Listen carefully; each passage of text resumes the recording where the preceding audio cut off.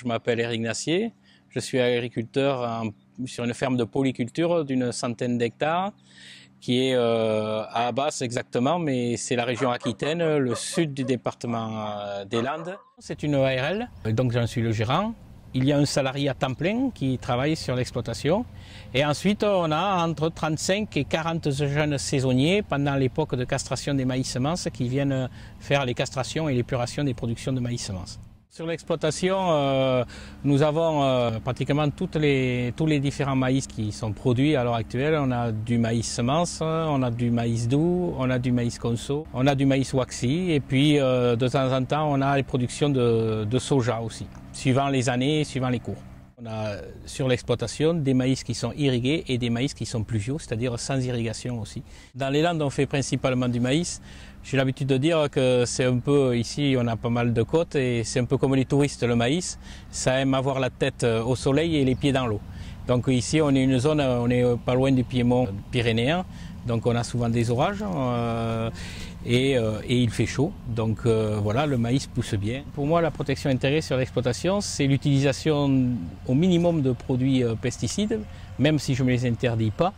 Par contre, chaque fois que je peux, j'essaye d'utiliser toutes les techniques innovantes ou anciennes que je peux aller rechercher pour améliorer l'agronomie, pour améliorer la notation des cultures et le choix de décider d'un traitement ou pas en fonction de toutes les données que je peux avoir. Les différentes techniques qu'on améliore par rapport à l'environnement, déjà l'irrigation, gestion électronique, tensiomètre, avoir des relevés de la chambre d'agriculture sur l'évaporation jour par jour pour savoir combien les cultures ont consommé d'eau pour apporter la juste dose.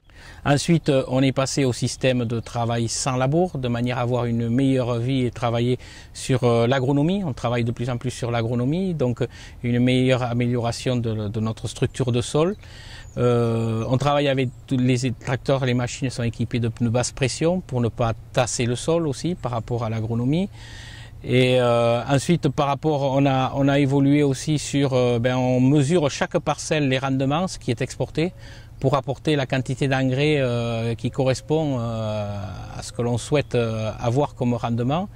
Pareil, les épandeurs d'engrais aujourd'hui sont équipés de boîtiers électroniques de manière à plus on va vite, qui règlent automatiquement le débit. Ensuite, sur les systèmes de désherbage, on a amélioré les systèmes de désherbage puisqu'on est parti sur des systèmes de désherbage où on traite tâche par tâche ou en interrang, en binant, voire même avec des enjambeurs pour traiter après si on a attendu parce on pense qu'il n'y avait pas d'herbe et puis après il peut y avoir de l'herbe qui arrive, donc on peut toujours rattraper ce qu'autrefois on ne pouvait pas faire. Les traitements aussi, on s'engage à traiter le matin, c'est-à-dire pour éviter qu'il y ait des insectes pollinisateurs qui soient là au moment des traitements.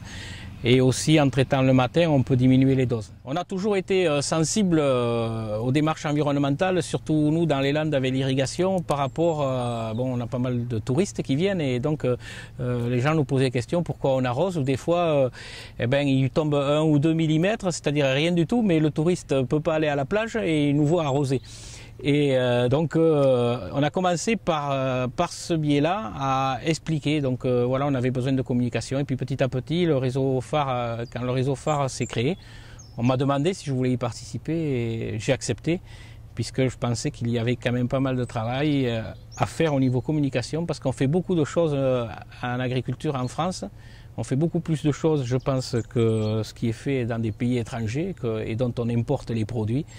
Et je crois qu'on ne le fait pas savoir et je crois que si on ne prend pas la parole pour dire ce que l'on fait, les gens se posent des questions, on fait des choses, s'ils nous posent la question, on doit être capable de leur expliquer, quoi.